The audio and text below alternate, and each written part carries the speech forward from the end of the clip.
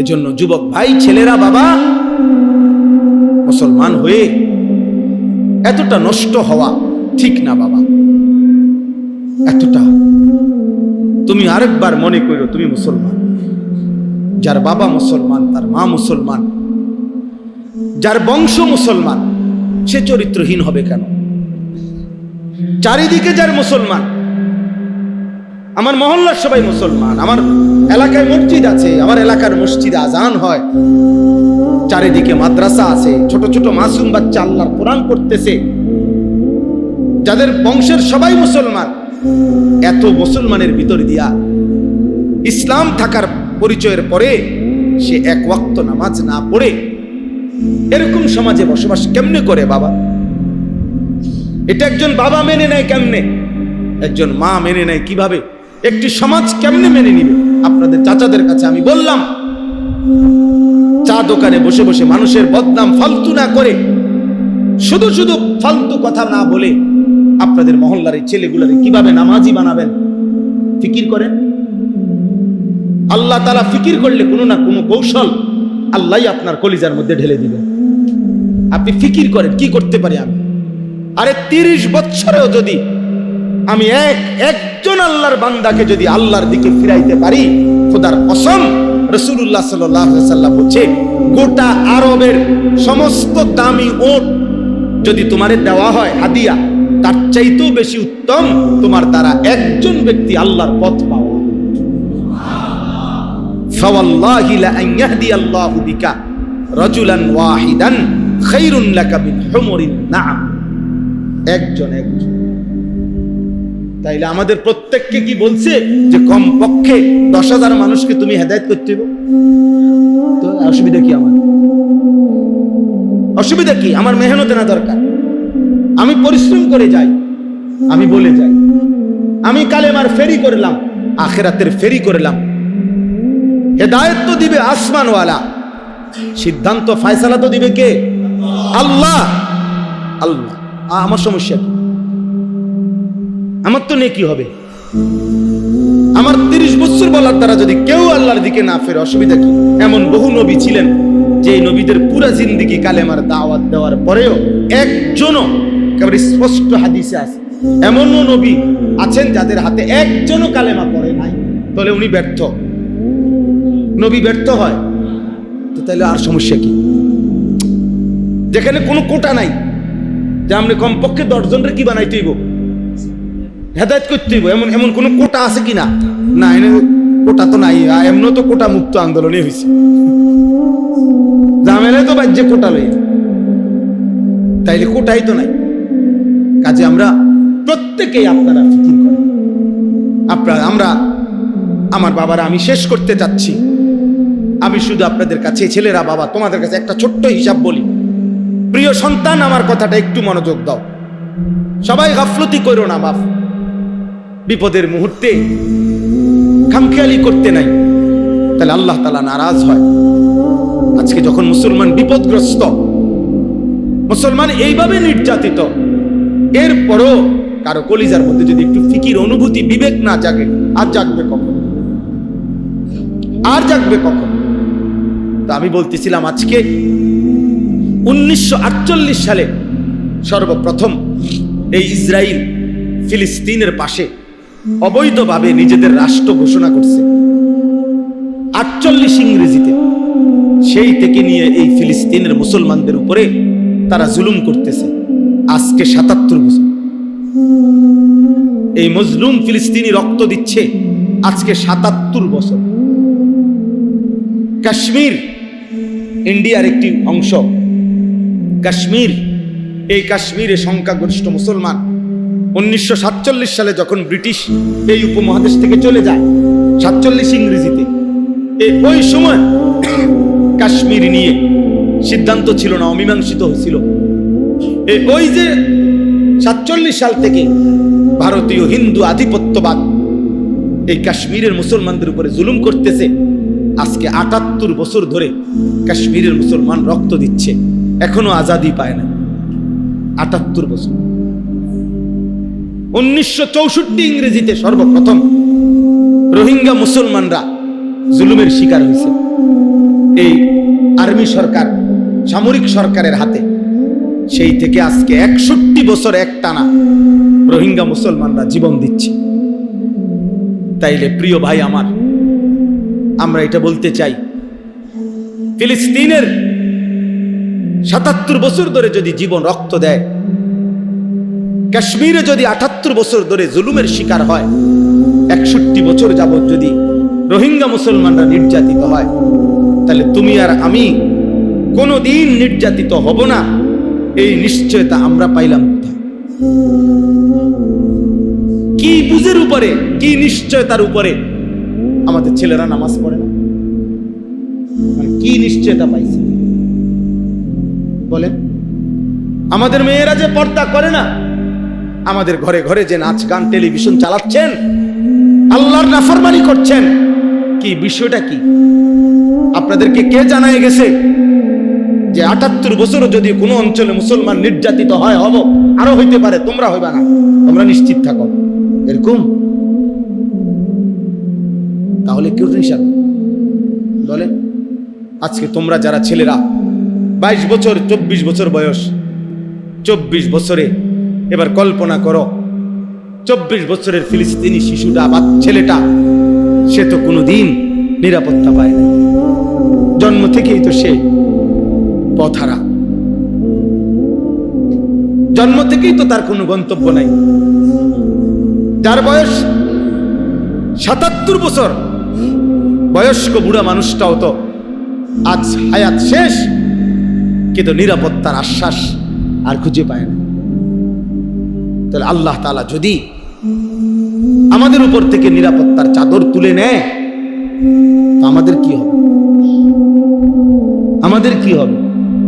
আমাদের চারদিকে আমাদেরকে সেফ করার জন্য, আমাদের চারদিকে বর্ডারের, আমাদের কাঁটাতারের চতুর্দিকে তো মুসলিম দেশ, ঠিক না? হ্যাঁ, মাতালারও বুঝা, মাতালারও নি না উদা মাতালারও, আমাদের কাঁটাতারের চারদিকে মুসলমান, তো কিতা মাতালারও। হ্যাঁ, আমাদের কাঁটাতারের ওই পাশের মানুষগুলো কি? তো আমাদের উপরে নিরাপত্তা যদি চলে যায়, আমাদের নিরাপত্তা যদি চলে যায়, অনেক ছেলে আছে, তোমরা তো জানো না বাবা, ওই দেখেন ওরা ওইখানে দুষ্টামি করে, ওই দেখেন এই কোনার ছেলে, আরে অসভ্য রে। আল্লাহর ঘর মসজিদেও এদের অসভ্যতা থামে না, শয়তান এদেরকে 1 মিনিটের জন্য থামতে দেয়। অসংখ্য ছেলের জীবন নষ্ট হয়ে গেছে শুধু অসৎ বন্ধুর কারণে, লাখ লাখ ছেলের জীবন চরিত্রহীন হয়ে গেছে শুধু কোন দুষ্ট বন্ধুর কারণে। অসৎ এই বন্ধু তারে একবারের জন্য একটা ভালো কথা ভাবতেও দেয়, ভালো কথা ভাবতেও দেয়।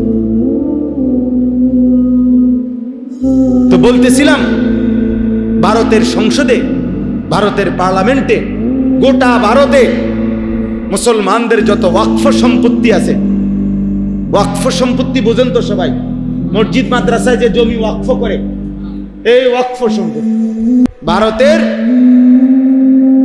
লাখ লাখ একর জমি মুসলমানদের ওয়াকফ সম্পত্তি।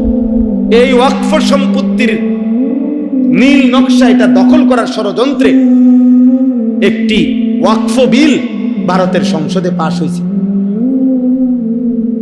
অর্থাৎ আজ কিংবা কাল শুনবেন ভারতের মুসলমানদের লাখ লাখ সম্পত্তি দখল হয়ে গেছে। আজকে বলবে এখানে এটা মসজিদ, তারা বলবে না এখানে আমাকে অমুক দেবতার কি আছে, ওখানে আমগো এটা আছে, ওখানে এটা আছে। কথা বুঝছেন? তাইলে শান্তি আমাদের কোথায়? মুসলমানের নিরাপত্তা, আমাদের ঈমান, আমাদের আমল, আমাদের আল্লাহর সাথে সম্পর্ক, এইটা ছাড়া খোদার কসম মানুষের মাধ্যমে আমাদের কোনো সমাধান হবে না। এই যে 77 বছর না, আরো যদি 700 বছরও শেষ হয়, ফিলিস্তিনের সমস্যা ওই গোল টেবিল বৈঠক এদের এই আলোচনা দিয়ে শেষ হবে না। আল্লাহ পাকের সরাসরি মদদ আর মুমিনের এই তাজা খুনের বিনিময়ে ইনশাআল্লাহ ফিলিস্তিনের বিজয়ের ভিত রচিত হবে ইনশাআল্লাহ, হবেই হবে ইনশাআল্লাহ। এই জন্য আজকে আমি যে যেটুকু বুঝলো সবাই একসাথে বুঝবে, আমরা এটা মনে করি না, আমরা এটা বুঝি যে সবাই একসাথে বুঝবে না, কিন্তু কোনো একটা ছেলেও যদি বুঝো একজনই, তো তুমি বাবা মনে করো আল্লাহর ওয়াস্তে আগামীর ইসলামের জন্য, মুসলমানের নিরাপত্তার জন্য, ইসলামের বেঁচে থাকার জন্য তুমি নষ্ট হইও না, নষ্ট হইও না। উঠতি গাছ যদি নষ্ট হয়ে যায় তো বড় হবে কেমনে গাছ? এই জন্য উঠতি গাছকে তো, চারা গাছকে তো মানুষ ট্যাংরা বেড়া দিয়ে আটকায়, ছোট একটা বাঁশের কঞ্চি দিয়ে রশি দিয়ে বাইন্ধা দেয়, প্রতিদিন সকাল সন্ধ্যা পানি দেয়, কারণ চারা গাছকে খুব যত্ন করে বড় করে দেয়। আর তোমরা উঠতি বয়সের ছেলে 14, 15, 16 বছর, এত অল্প বয়সে যদি তোমরা এত চরিত্রহীন হয়ে যাও, 18 বছর হতে হতে যদি এত নারী, এত ছবি, এত উলঙ্গ দৃশ্য দেখে ফেলো, বাকিটা জীবন কেমনে চলবে? বাকি হায়াত কেমনে চলবে? তাই এই জন্য আমি অনুরোধ করলাম আজকে এই ইসলামী মজলিসে আমরা প্রত্যেকেই ভাবি, বাবারা যারা আছেন আপনারা আপনাদের ছেলে মেয়ের নামাজ, আপনাদের স্ত্রীর পর্দা, আপনাদের ঘরের মানুষগুলো কিভাবে নামাজ পড়বে, আল্লাহকে চিনবে, এটার ফিকির করেন। আপনি বলিয়েন না যে কোনো বুদ্ধি নাই, না তাইলে হবে না। হতাশা মুমিনের জন্য কুফরি, এটা মনে রাখবেন, এটা গুরুত্বপূর্ণ কথা। মানে হতাশ হওয়া, হতাশ না হুজুর, যত কথাই কোন আর হইতো না, এটা তো আপনি কি বললেন? হতাশা। হতাশা মুমিনের জন্য কুফরি। কোরআন শরীফের আয়াতে যে হতাশ হয় সে মুমিন হয় না, মুমিন হয়, মুমিন হতাশ হতে পারবে না। কারণ প্রতিটা অন্ধকার, মনে রাখেন, সুড়ঙ্গ যত লম্বাই হোক, অন্ধকার যত লম্বাই হোক, সুড়ঙ্গের শেষ মাথায় আলো আছে, আছে না আলো? অন্ধকারের শেষ মাথায় কি আছে? আলো আছে। অতএব মুসিবতের শেষ মাথায় যে কোনো দিন বিজয়ের আলো আছেই আছে। ইন্না মাআল উসরি ইউসরা, আল্লাহ বলছেন ইউসরা আসবে। এই জন্য আমরা যদি প্রত্যেকে চেষ্টা করি, আমার এই অনুরোধটাই, ছেলেরা তোমাদেরকেও বলি, বাবা তোমাদের আবারও বলছি, এই চুল ছেড়ে দাও। তোমরা কমপক্ষে এতটুকু প্রমাণ করো যে তুমি মুসলমান, তোমার কলিজায় মুসলমানের প্রতি ভালোবাসা আছে, আল্লাহর প্রতি, রাসূলুল্লাহ সাল্লাল্লাহু আলাইহি সাল্লামের প্রতি। তুমি যদি স্লোগান দাও তো ফিলিস্তিনের পক্ষে, আর ইসরায়েলের ইহুদিরা যদি তোমার এই লেবাস দেখে ওরা হাসবে, ওরা জিজ্ঞেস করবে যে বাবা কার মতো সাইজা কারে গাইলাম। তোমার যদি জিজ্ঞাসা করে তুমি যে কই, সাবধান। আরে শত্রু, ইসলামের শত্রু যদি তোমারে জিগায় যে হে ইসলামের বন্ধু, হিসাব করে ফানি লওনি,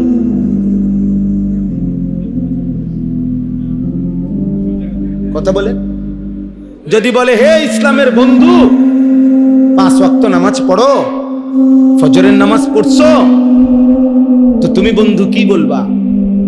শত্রু তখন বলবে একটা সেজদাও যার কপালে নাই, সে ইসলামের বন্ধু হলো কেমনে, আর আমি বা শত্রু হইলাম কেন?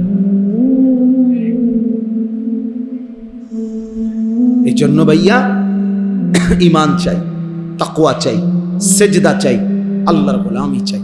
আল্লাহ তাআলা আমাদের সবাইকে তৌফিক দেন, কবুল করেন। আজকের এই মজলিসকে আল্লাহ তাআলা ভরপুর বরকত দান করেন। এখন তোমরা যারা আসছো মসজিদের ভিতরে, আমার একটা অনুরোধ, আজকের এশার নামাজ পড়েই শুরু করো জিন্দেগির পরিবর্তন, বরকত হবে। মজলুমের রক্তে তোমার দিল যদি না কাঁদে, তাহলে মনে রাখো তোমার দিল মরে গেছে, তুমি ঈমান মরে গেছে তোমার। এই মরা ঈমান দিয়া তুমি আগাইতে পারতা না। আল্লাহ আমাদের সন্তানদেরকে, বাবাদেরকে, পর্দার আড়ালের মা বোনদেরকে, সকলকে ঈমান আমলের জিন্দেগি দান করেন। আমিন। সবাই তোমরা ছেলেরা এক জীবন বানায় নিছো মোবাইল। আহ, কত প্রযুক্তি পৃথিবীতে এই পর্যন্ত আসছে, কতটাই চলে গেছে, এটাও চলে যাবে, এটাও চলে যাবে, কিন্তু এই হায়াত, এই রাত, এই দিন, আমার জীবনের হিসাব, এটা কিন্তু থাইকা যাবে। আমি ছোটবেলায় টেলিগ্রাফ দেখছি, চলে নাই। ডাক পিয়নের চিঠি আমরা ছোটবেলায় লিখছি, চিঠি দিছি। পোস্ট কার্ড, ওই যে মানে একটা ছোট্ট খামের মধ্যে টাকা পাঠাইছে, নিচি দিয়া কদ্দুর লেখা দিত চিঠির মতো, এটাও তো আমরা দেখছি। তারপরে ল্যান্ডফোন, টেলিফোন আমরা দেখছি, তখন অক্ষর ঘুরে ঘুরে ফোন করত টিনটির মাধ্যমে, সেটাও তো দীর্ঘদিন আমরা দেখছি। ফিতাওয়ালা ক্যাসেট, চাচা দেখছেন না ফিতাওয়ালা ক্যাসেট? এই ক্যাসেট দেখছি। চ্যাপ্টার সিডি, পাতলা পাতলা যেটি সিডি, এগুলো তো ছিল। হ্যাঁ, সিডি কইতো, এগুলো তো আমরা দেখছি। কই এগুলোর একটাও তো নাই, এগুলো তো একটাও চলে না। তাহলে আমার এই বয়সে যদি আমি এতগুলো জিনিস দেখে এখন আর নাই, তা আমার বয়স কত? 250, কত 240 গীতা। আমার বয়স তো এমন না যে আমার বয়স 250 বছর, 44 বছর। 1981 সালে আমার জন্ম, 44 বছর। তাহলে 44 বছরের ভিতরে যদি এতগুলো প্রযুক্তি পৃথিবী থেকে হারিয়ে যায়, আগামী 44 বছর পরে তোমরাও দেখবা এই সব প্রযুক্তির অনেক কিছু নাই। কিন্তু তোমার রাত তোমার দিন, আমার রাত আমার দিন, এই ভালো এই মন্দ, এই গুনাহ, এই ইবাদত, এটা কোনো দিন এই ডান কাদার বাম কাদের আমল নামা থেকে মুছবে না। এটা নিয়েই আমাকে হাসরের ময়দানে দাঁড়াইতে হবে। وكل إنسان ألزمناه طائره في عنقه। আল্লাহ তাআলা বলেন, আমি প্রত্যেকটা মানুষের আমল নামা তার ঘাড়ে লটকায় দেব।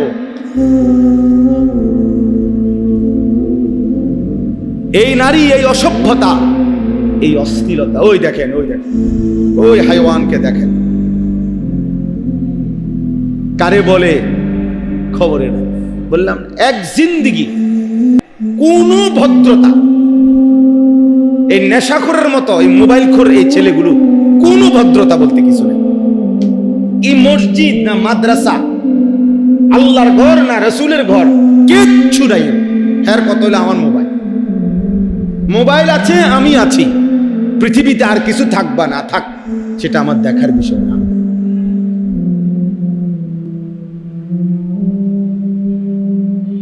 আর কিছু দেখার বিষয়। আফসোস জিন্দেগি বাবা, আফসোস এই জীবনের উপরে, আফসোস। হতভাগ্য ওই জীবন, যে জীবন তার মালিককে চেনে। অথচ আল্লাহ তাআলা কোরআনুল কারীমের মধ্যে বলছেন, ওয়ালাকাদ কাররামনা বনি আদম, আমি আল্লাহ বনি আদমকে সবচেয়ে সম্মানিত বানিয়েছি,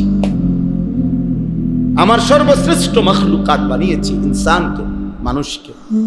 ওয়ালাকাদ কাররামনা বনি আদম, আমি আল্লাহই বনি আদমকে সম্মানিত করেছি। আল্লাহ তাআলা এই কপাল পৃথিবীর কোনো কাজে লাগে না, মানুষের কোনো চাহিদা পূরণের জন্য কপাল লাগে না। আয় বলেন, উপার্জন বলেন, রোজগার বলেন, কামাই বলেন, উপার্জনের কোনো কাজে কপাল লাগে না। কপাল এটা আল্লাহ তাআলা, এই আমরা হাতে, হাত, পাও, চোখ, নাক, কান, এগুলো বিভিন্ন কাজে আমাকে দরকার হয়। কপাল উল্লেখযোগ্য তেমন কোনো কামে লাগে না। তাহলে কপাল এটা আল্লাহ কেন বানাইলেন? আল্লাহ বলছে, বান্দা, কপাল আমি শুধুই আমাকে সেজদার জন্য।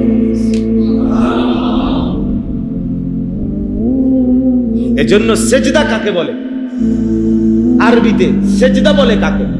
ওয়াদউল জাবহাতি আলাল আরদ, সমস্ত কিতাবে আছে।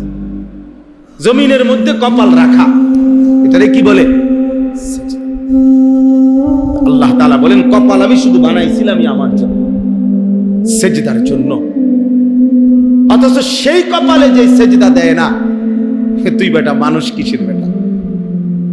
বাকি হাত পাও দিয়ে তো অন্যান্য অঙ্গ প্রত্যঙ্গ দুনিয়া ভোগ করে, ভাত মাছ, আহার, নিদ্রা, খানা, পেশাব পায়খানা, যৌন চাহিদা পূরণ, এগুলো তো জানোয়ারেরও হয়। একটা কুকুরও তো খায়, ঘুমায়, একটা কুত্তাও তো পেশাব পায়খানা করে, একটা কুত্তারও তো যৌন চাহিদা পূরণ হয়, কুকুরেরও তো বাচ্চা কাচ্চা হয়, কুকুরের ছাও হয় না? তাহলে তো বোঝা গেল কুকুরেরও যৌন চাহিদা কি হয়, নাহলে বাচ্চা হয় কেমনে? এই জন্য আমাদের এটা ভাবা উচিত, জীবনটাকে একটা সামান্য, এই একটা মোবাইল, একটা মোটর সাইকেল, সামান্য একটু চুলের ফ্যাশন, একটা জামা, একটা প্যান্ট, একটা শার্ট, একটা গেঞ্জি, বন্ধু, কয়েকজন বন্ধুদের আড্ডা, আর একটা নারীকে নিয়ে ভাবনা, এক নারীকে নিয়ে সারাক্ষণ কল্পনা, কখনো জেনা, কখনো ব্যভিচার, কখনো ছবি, কখনো নাচ, কখনো গান, কখনো উলঙ্গ দৃশ্য, কখনো সরাসরি কথা বলা, কখনো পিছনে পিছনে ঘুরতে থাকা। আহা, এই এক জিন্দিগি।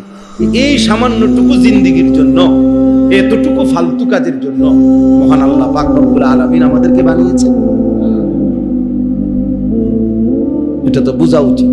এমন সুন্দর হায়াত, সুস্থ জীবন যদি কেউ ভাবে নষ্ট করে দেয়, এত বোকা মানুষ না হইয়া গরু ছাগল হইলে ভালো ছিল। গরু ছাগলও তো এত বোকা। আতা কুল্লা শাইইন খালকাহু সুম্মা হাদা। কোরআন শরীফে আল্লাহ বলেন, আমি প্রত্যেক সৃষ্টিকে, আমি আল্লাহ সৃষ্টি করেছি, প্রত্যেককেই তার গন্তব্য চলার জন্য একটি দিক নির্দেশনা আমি আল্লাহ দিয়েছি। প্রত্যেক সৃষ্টিকে তার উপযোগী কিছু দিক নির্দেশনা আল্লাহ তাআলা দিয়েছে। এজন্য গরু হিসেবে চলার জন্য যে কদ্দুর দিক নির্দেশনা দরকার, আল্লাহ তাকে এটা দিয়েছে। একটা কুকুরকেও আল্লাহ তাআলা চলার জন্য একটা দিক নির্দেশনা দিয়েছেন। এই জন্য কুকুর নাহলে লাঠি দেখলে দৌড় দেয়। সে তো, এটা তো বুঝার কথা না, এটা লাঠি নাকি ফোম, এইটা তো বুঝার কথা। হ্যাঁ তো বুঝে, হ্যাঁ নাহলে দৌড় মারে কা, লাঠি দেখলে দৌড় দেয় কা, খাবার দেখলে আগায় কা, ঠিক না চাচা? তাহলে বুঝা গেল তাকে তার উপযোগী চলার জন্য যেটুকু হেদায়েত দরকার, দিক নির্দেশনা দরকার, আল্লাহ তাকে ওটুকু দিয়েছেন। আর পূর্ণাঙ্গ হেদায়েত আল্লাহ তাআলা ইনসানকে দান করেছে। এজন্য কোরআনুল কারীমের মধ্যে আল্লাহ বলছে, ইন্না হাদাইনাহুস সাবিলা, ইন্না হাদাইনাহুস সাবিলা ইম্মা শাকিরান ওয়া ইম্মা গাফুরা। আল্লাহ বলেন, আমি মানুষকে চলার পথের, জিন্দেগীর রাস্তার পুরা হেদায়েত আমি আল্লাহ দিয়েছি, আমি আল্লাহ দিয়েছি। ওয়া হাদাইনাহুন নাজদাইন, এই যে কোরআন শরীফের আয়াত, আল্লাহ তাআলা বলে, আমি দুইটি রাস্তা আমি আল্লাহ তাআলা বলে দিয়েছি। আমি আল্লাহ তাআলা রাতও বলছি, দিনও বলছি। আমি বলেছি এটা আলো, এটা অন্ধকার, এটা হালাল, এটা হারাম, এটা জায়েজ, এটা না জায়েজ, এটা ইবাদত, এটা গুনাহ, এটা জান্নাত, এটা জাহান্নাম। আল্লাহ তাআলা বলেন, আমি এভাবে স্পষ্ট করে আমার বান্দাদের জন্য আমি বলে দিয়েছি, আমি কোনো কিছু বাদ দেই নাই। তাহলে মহান আল্লাহ পাক রব্বুল আলামিন আমাদেরকে সর্বশ্রেষ্ঠ সৃষ্টি মানুষ বানালেন এবং আমাদেরকে পূর্ণাঙ্গ হেদায়েত, দিক নির্দেশনা দিলেন। আল্লাহ তাআলা আমাদের জন্য বুঝাইয়া বলার জন্য নবী রাসূল পাঠালেন, আবার বুঝবার জন্য কিতাব দান করলেন, আবার গ্রহণ করার জন্য পূর্ণাঙ্গ সক্ষমতা সম্পন্ন অঙ্গ প্রত্যঙ্গ দান করলেন। তিনটা জিনিস আমার জন্য সর্বদা আছে, আমাদের প্রত্যেকের জন্য। এক হলো আল্লাহর হুকুম মানার উপযোগী একটা বডি আল্লাহ আমাদের দান করছেন। যত কিছু আল্লাহ হুকুম করছেন আমাদের শরীরের সাথে মানানসই। ইউরিদুল্লাহু বিকুমুল ইউসরা ওয়ালা ইউরিদু বিকুমুল উসরা। আল্লাহ বলে, বান্দা, একটা বিধান তৈরি করতে গিয়েও আল্লাহ বলে, বান্দা বিশ্বাস করো, তোমার জন্য কঠিন হোক আমি এটা চাই, আমি চাই নাই বান্দা, আমি তোমারে বানাইছি। আমি একটা হুকুম দিতে গিয়ে প্রতিটা হুকুমের ক্ষেত্রে আমি তোমার জন্য যেন সহজ হয়, আমি এটা চেয়েছি। আমি খেয়াল রেখে দিছি, আমি খেয়াল রেখেছি। মা জাআলা আলাইকুম ফিদ্দীন মিন হারাজ, আল্লাহ বলে দ্বীনের ব্যাপারে আমার বিধানের নামে আমি আল্লাহ তাআলা তোমাদের উপরে কোনো কঠিন বোঝা চাপিয়ে দেই না, একটাও। আপনি আমারে সারাদিন বললেন, আল্লাহ তাআলা বলে দিনে বলছি রোজা রাখতে, রাত্রে বলছি তারাবি করতে, সন্ধ্যায় বলছি ইফতার করতে, তো শেষ রাত্রে বলছি সাহারি খাইতে। তুমি দেখো আমার হুকুমের মধ্যে ব্যালেন্স আছে, ভারসাম্যতা আছে। আমি আল্লাহ তাআলা একসাথে সব বোঝা চাপাই দেই না, একসাথে করি নাই। তাহলে আল্লাহ তাআলা আমাদেরকে আল্লাহকে মানার যোগ্যতা সম্পন্ন একটি শরীর স্বাস্থ্য দিয়েছেন। 2 নাম্বার হলো আমাদেরকে আল্লাহর রাস্তা, আখিরাতের রাস্তা বুঝিয়ে বলার জন্য প্রত্যেক যুগে আল্লাহ তার মনোনীত বান্দা, যাদেরকে নবী রাসূল এবং নবী রাসূলদের পরবর্তী উলামায়ে কেরাম আল্লাহ তাআলা সব যুগে পৃথিবীতে রেখেছেন। আপনারা একজন চাচা বলেন, ছোটবেলায় শুনছেন কিনা কোনোদিন যে আজ থেকে 100 বছর আগে একবার এমন হয়েছিল যে পৃথিবীতে কোনো হুজুর নেই? এমন ঘটনা শুনছেন? বোঝেন নাই? আপনি শুনছেন না জীবনে যে বিশ্বাস করেন 1992 সালে একবার 6 মাস এরম হয়েছে যে কি নাই, কোনো হুজুর নাই পৃথিবীতে? এমন ঘটনা পেয়ে যায় না থাকতে পারে, কিন্তু হুজুর থাকবে না। আদা রসুন না থাকতে পারে, চাল ডাল কম হয়ে যেতে পারে, কিন্তু পৃথিবীতে আল্লাহর জমিনে মানুষের হেদায়েতের জন্য, মানুষকে আল্লাহর পথ বলার জন্য নবী এবং রাসূল এবং তাদের পরবর্তী উলামায়ে কেরাম আল্লাহ তাআলা সর্বযুগে আল্লাহর কুদরতি ভাবে ধারাবাহিক চালু রেখেছে। সুম্মা আওরাসনাল কিতাবাল্লাযীনা ইসতাফাইনা মিন ইবাদিনা, এটা কোরআন শরীফে আছে। আর 3 নাম্বার হলো বুঝবার জন্য আল্লাহ তাআলা আসমানি কিতাব ওয়াহী, আল্লাহর আসমানি ওহী সর্বদাই পৃথিবীতে জমিনের মধ্যে রেখেছে। গত 1450 বছর থেকে যখন থেকে কোরআন নাজিল হয়েছে আজকের এই দিন পর্যন্ত পৃথিবীতে কোরআনুল কারীম একদিনের জন্য নিশ্চিহ্ন হয় নাই, হবেও না। তাইলে কি সমস্যার কারণে, যুবক ছেলেরা তোমাদেরকে বলি, বাবা বয়স্ক বাবা আপনাদেরকেও বলি, কি সমস্যার কারণে আপনাদের এই ছেলেরা 1 ওয়াক্ত নামাজ পড়ে না? আপনি জবাব দেন। কি নামাজ পড়ার মতো যোগ্যতা তার শরীরে নাই? বুঝাইয়া বলার জন্য কি কোনো হুজুর নাই? বুঝবার মতো কি কোনো কিতাব জমিনে নাই? কি ছিল না? কি সমস্যার কারণে? কি সমস্যা? হাসরের ময়দানে জবাব দিতে হবে, বাবাকেও জবাব দিতে হবে, সন্তানকেও জবাব দিতে হবে, সন্তানকেও জবাব। আমারও 2 ছেলে আছে, ফজরের নামাজের জন্য প্রতিদিন উঠাইতে আমারও কষ্ট হয়। আমার ছোট ছেলের বয়স 7 বছর, 7.5 বছর, যতক্ষণ না উঠে দরকার হলে 10 বার ডাক দিয়া হইল দাঁড়ায় থেকে উঠাইয়া উজু করে এরপরে একসাথে বাফুত মসজিদে যায়। এটা আমার জিম্মাদারি, আমার উঠাইতে হবে আমার বাচ্চাকে, এটা আমার দায়িত্ব। আমার সন্তানের নামাজ শুধু তার নামাজ না, আল্লাহর কসম আমার সন্তানের সেজদার মধ্যে তারও আখিরাত, আমারও আখিরাত। আমার বিবির পর্দার মধ্যে আমারও আখিরাত, বিবিরও আখিরাত। আমার স্ত্রীর বেপর্দার কারণে তাকেও জবাবদিহি করতে হবে, স্বামীকেও জবাবদিহি করতে হবে। আমার ছেলের বেনামাজি জিন্দেগির কারণে, অসভ্যতার জিন্দেগির কারণে বাপকেও সমপরিমাণ জবাবদিহি করতে হবে। আমনে বাপ হইছেন, লগের রুমে ঘুমাইছেন, আমনের ফুতে পাশের রুমে সারা রাত উলঙ্গ ছবি দেখে মোবাইলে, আমনে বইয়া বইয়া সিরা সাবান, অপদার্থ। আপনি বুঝেন না, আপনি সিরা খান, আপনি বুঝেন না।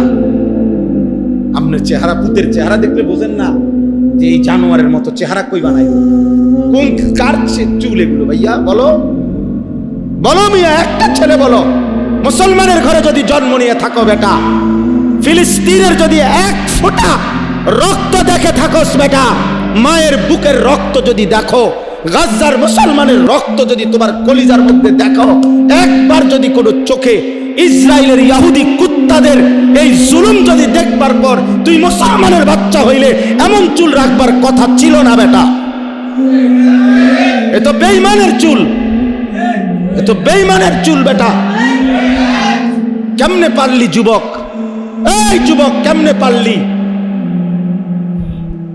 বেঈমানের মতো কেমনে সাজলি বেটা? যারা আমার মাকে, যারা আমার বোনকে, সন্তানকে বোমার আঘাতে, যাদের ইমানদারের লাশ আকাশে উড়ে ছিন্ন ভিন্ন হয়ে টুকরা টুকরা হয়ে গেছে,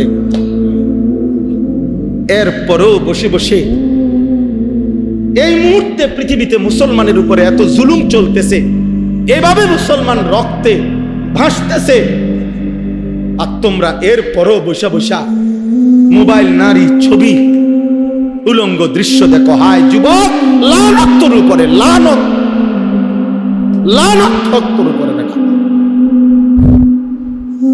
লানত তোর উপরে বেটা। তুই কোন মার ঘরে জন্ম নিলি বেটা?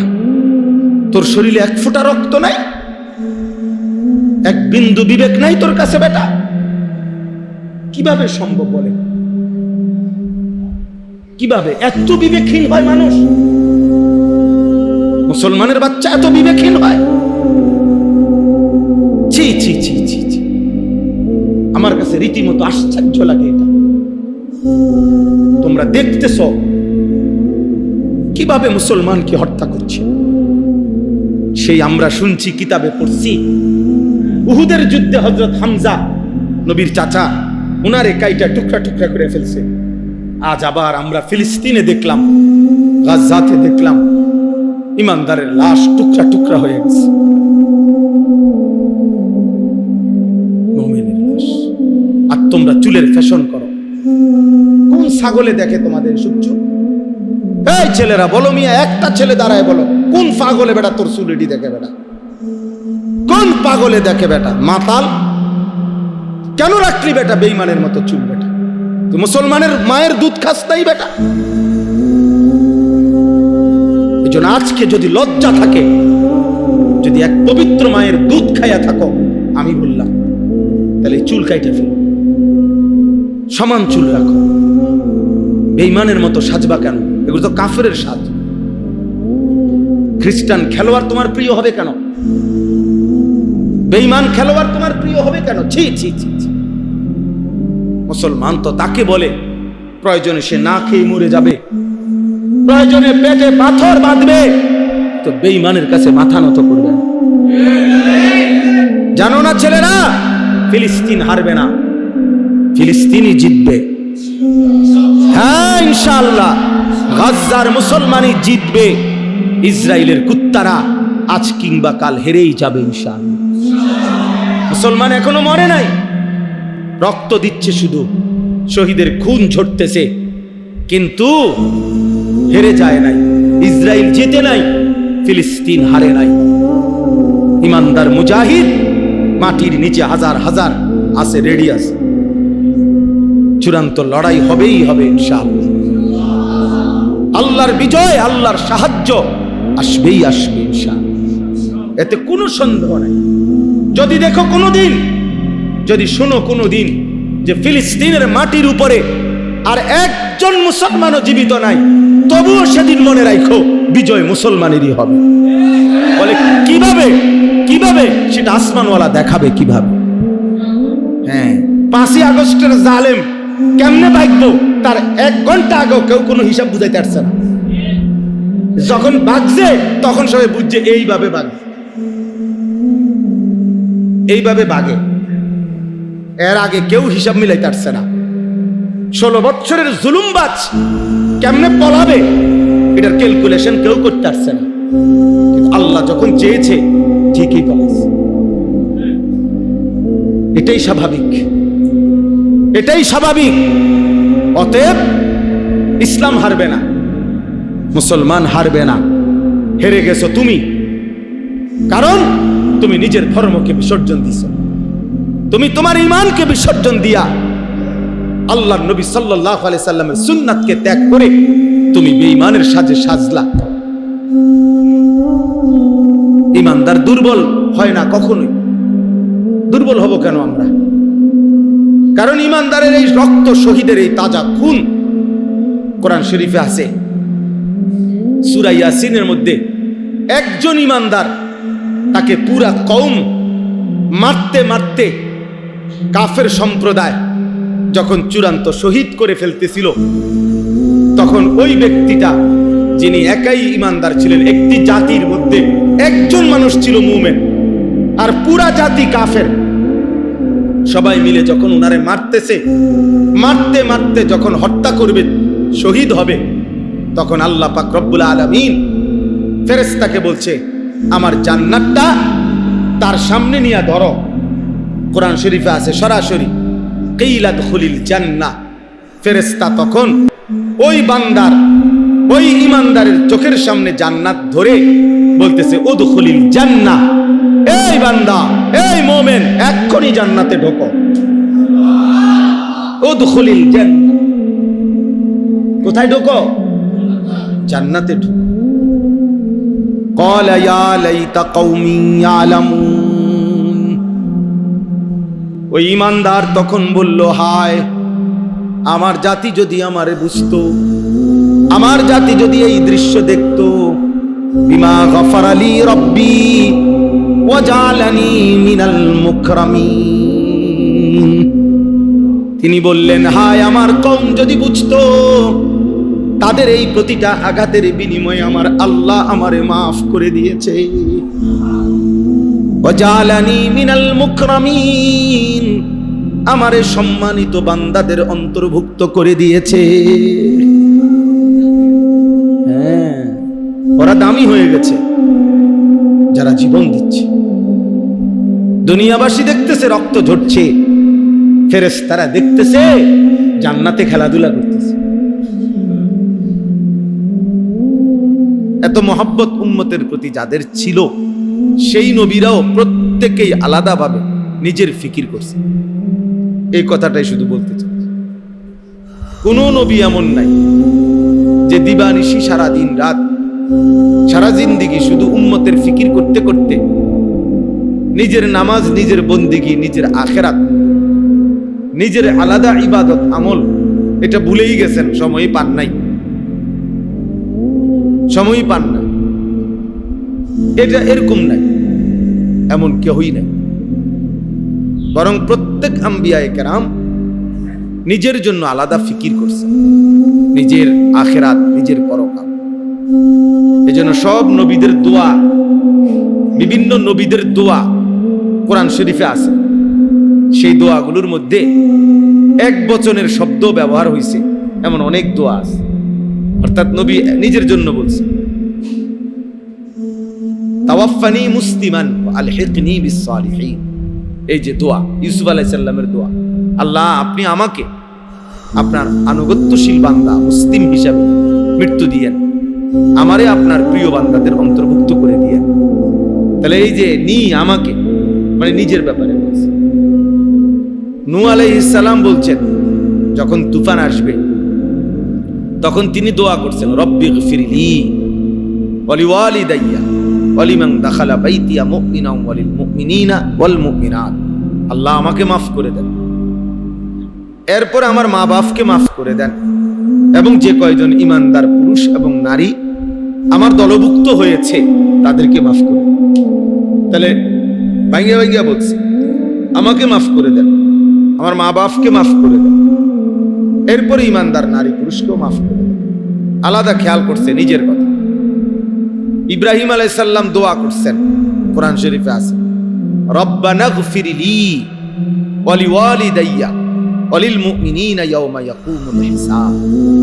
এই যে আল্লাহ আপনি আমাকে মাফ করে দেন, রব্বানা গফিরলি ওয়া লিওয়ালিদাইয়া, আমার মা বাপকে মাফ করে দেন, ওয়া লিল মুমিনিন, সমস্ত মুমিনদেরকে মাফ করে দেন। তাহলে আলাদা আলাদা বলছে কিনা? আলাদা। তাহলে বোঝা গেল নিজের ফিকির ভুলে যাওয়া। 60 বছর সংসার করতে করতে উনি নামাজ পড়তে আসছেন, ওটা সালাক। 60 বছর জিফুত মানুষ করতে করতে, বাড়ি ঘর বিল্ডিং করতে করতে উনি আর হালাল হারামের পার্থক্য করার সুযোগ পাইছে। সংসারের লাগে সুদ খাইছে, জিফুতের লাগে, জিফুতের মুখে হাসি ফুটাবার জন্য কিস্তি নিছে। 2 নম্বরই 3 নম্বরই হালাল হারাম মিশ্রিত করছে। মানে এর অর্থ কি? সন্তানের ভালো দেখতে গিয়ে নিজের আখিরাত নষ্ট করে দিয়েছে, নিজের কথা ভুলে গেছে, নিজের কথা ভুলে গেছে। 18,000 টাকা 12,000 টাকার বেতন চাকরি, এটা করতে গিয়ে 1 ওয়াক্ত নামাজ পড়ার টাইম পাইছে। সামান্য একখান সাদওয়ানদারি করতে গিয়ে দিন শেষে সারা দিন বেচ্চা সব যাইয়া থুইয়া টাকা নলে 300-400 লাভ হয়, এইটুকুর জন্য 1 ওয়াক্ত নামাজ পড়তে পারে না। সংসার করে বড়া, সংসার সাজায়, নিজের আখিরাত বরবাদ করে দিচ্ছে, নিজের আখিরাত বরবাদ করে দিচ্ছে। এই যে নাফরমানি, এই যে মূর্খতা, এর চাইতে বড় মূর্খতা আর কি? এই সংসারের জন্য হুজুর আমি কি না করছি? কি করছেন কোন? বিল্ডিং করছি, জমি কিনছি, ছেলে বিদেশ পাঠাইছি, মেয়ে বিয়ে দিছি, 10 শতক জায়গা লইছি, রাস্তার লগে আরো কদ্দুর জায়গা কথাবার্তা কইতেছি, আশা করি দিয়ে দিব। বাহ, এই 60 বছরে উনি নিজের জিন্দেগি বুঝাইতেছে। হালাল হারামের কোনো পার্থক্য নাই। এই যে বেফিকির, নিজের ভুলে যাওয়া, নিজের কবর, নিজের আখিরাত, নিজের পরকাল, এর চাইতে বোকামি আর কিচ্ছু। এই জন্য আমি সবার কাছে অনুরোধ করলাম, আমার আজকের বয়ানের জন্য না, শুধু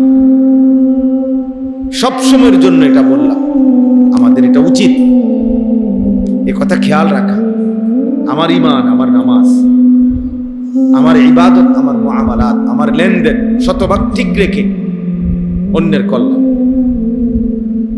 অন্যের কল্যাণ আমি আমার স্ত্রী সংসারের জন্য করব, মানুষের জন্য করব, কিন্তু এর কারণে আমার নিজের ঈমান আখিরাত 1 জাররা পরিমাণও নষ্ট হইতে পারে। আমি আপনার পেশাবের উপরে দাঁড়াই, আপনার মধু খাওয়াবো কেন? মানে আমি হারামের উপরে কামাই করে বিবি বাচ্চার মুখে হাসি ফুটাইতে হবে, তাদের আবদার পূর্ণ করতে হবে, এটা তো আমার কেউ বলে নাই, আল্লাহও বলে নাই, রাসূলুল্লাহ সাল্লাল্লাহু আলাইহি সাল্লামও বলে নাই। এই জন্য এটা বোঝা উচিত। তোমরা বসে বসে বাবা, আপনি আপনার সাথের এই ছেলেদেরকে দেখেন, ওদেরকে এখানে আনছেন কি উদ্দেশ্যে বলেন? ওরা আপনার পাশে দাঁড়ায় রয়েছে কি উদ্দেশ্যে? সবাই মিলে এই একটা মোবাইল নিয়ে যদি সবাই ব্যস্ত থাকো ভাই ছেলেরা, আল্লাহর কথা শুনবা কখন? কার জন্য এগুলা উঠাও? তোমার এগুলা কোন ফাগলে দেখবো? কার মোবাইল নাই, কার কাছে ওয়াজ নাই? প্রত্যেকে একটা একটা মোবাইল ধরে রাখছো, তো তোমার নিজের ফিকির এগুলা দিয়ে তো মানুষের উপকার করবা, নিজের। এই জন্য স্ট্যান্ড ছাড়া যে মোবাইল হাতে, একজনও মোবাইল তুলবা। পছন্দ না হলে মসজিদ থেকে চলে যাও, কোনো অসুবিধা নাই বেটা। কিন্তু ফালতু গাফেল অমনোযোগী এমন ফালতুকে 1000 বছরও বলে কোনো লাভ নেই।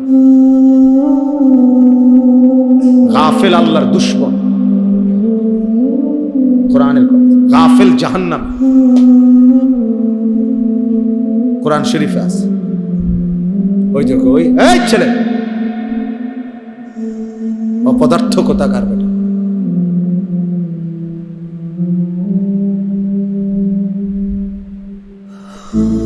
মূর্খ মানুষ আজকে আমরা মা বাপ এক সন্তানের আহ্লাদের সামনে দাঁড়িয়ে শেষ করে দিয়েছে।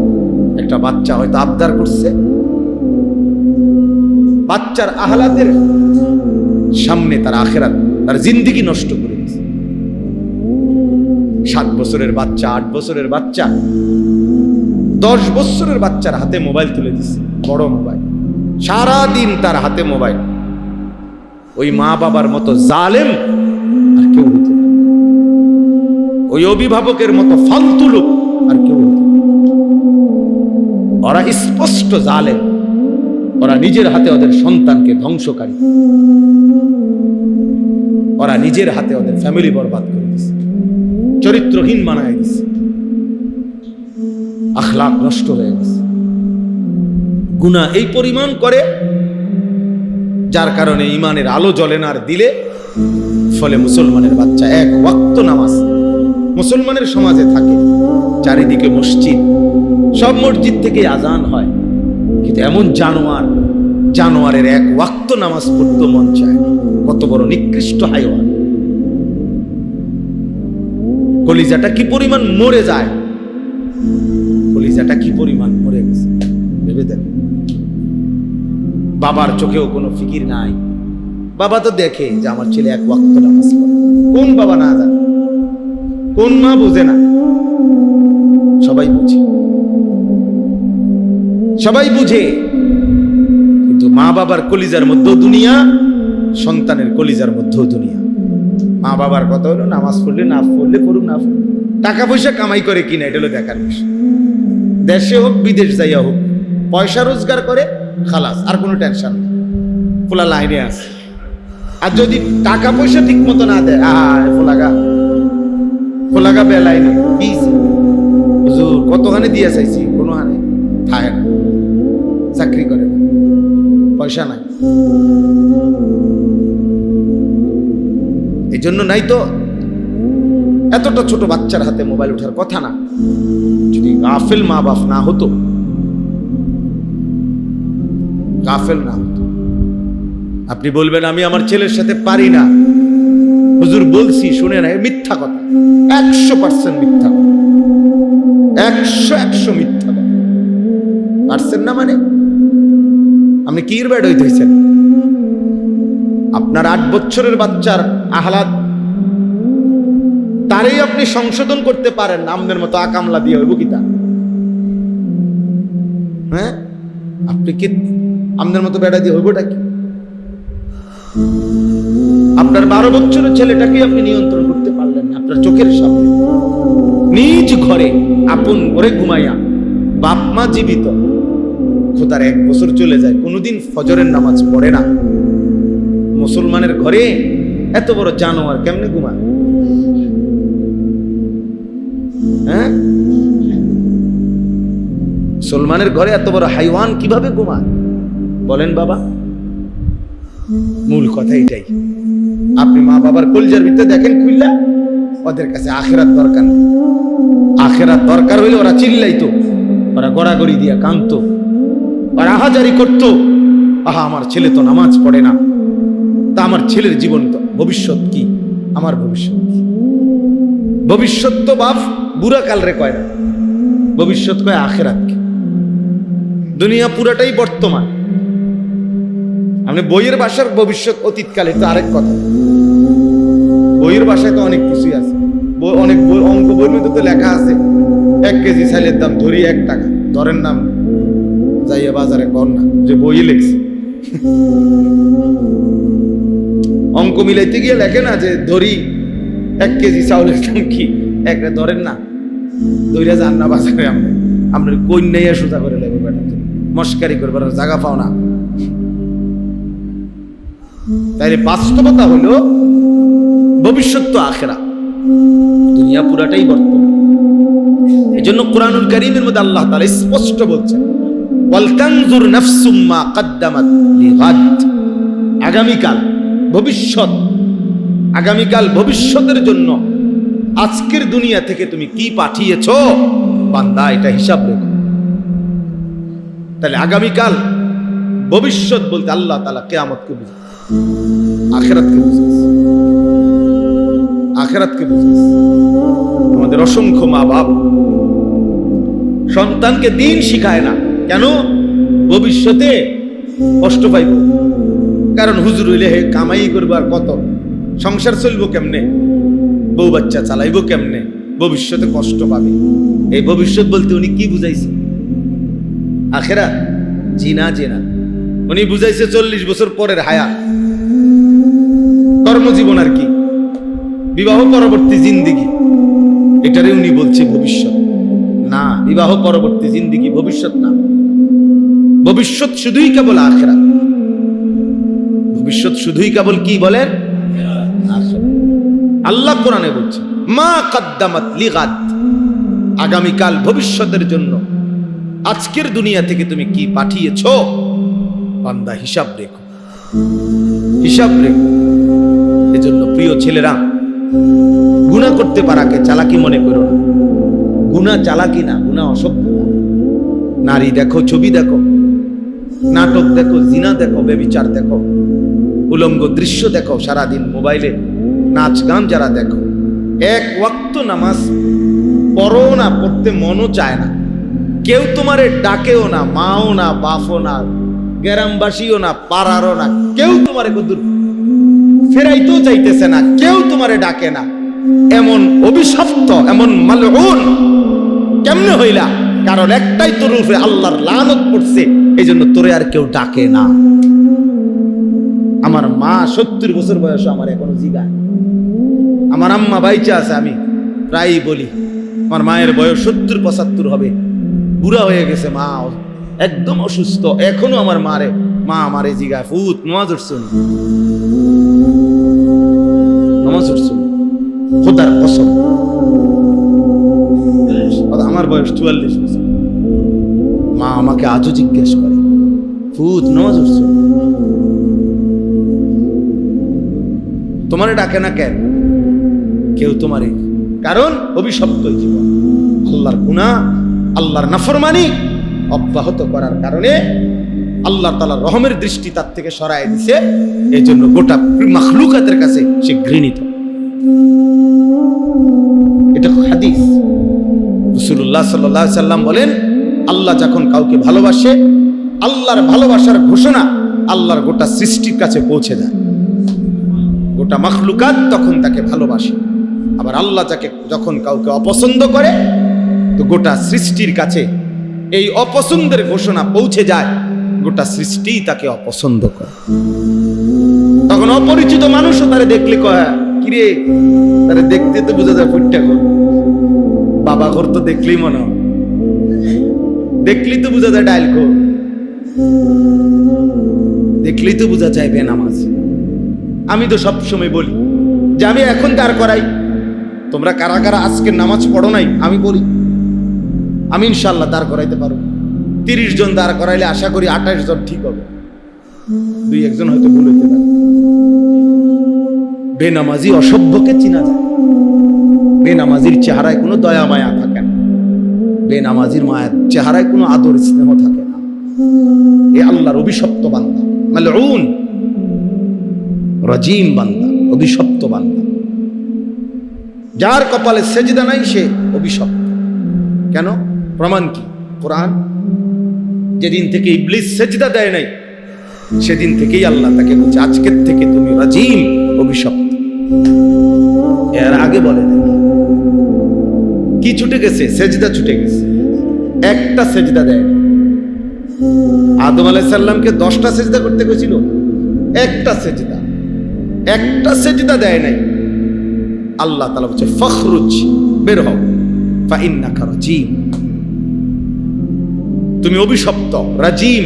আউযু বিল্লাহি মিনাশ শাইতানির রাজিম, বিতাড়িত, মারদুদ, অভিশপ্ত।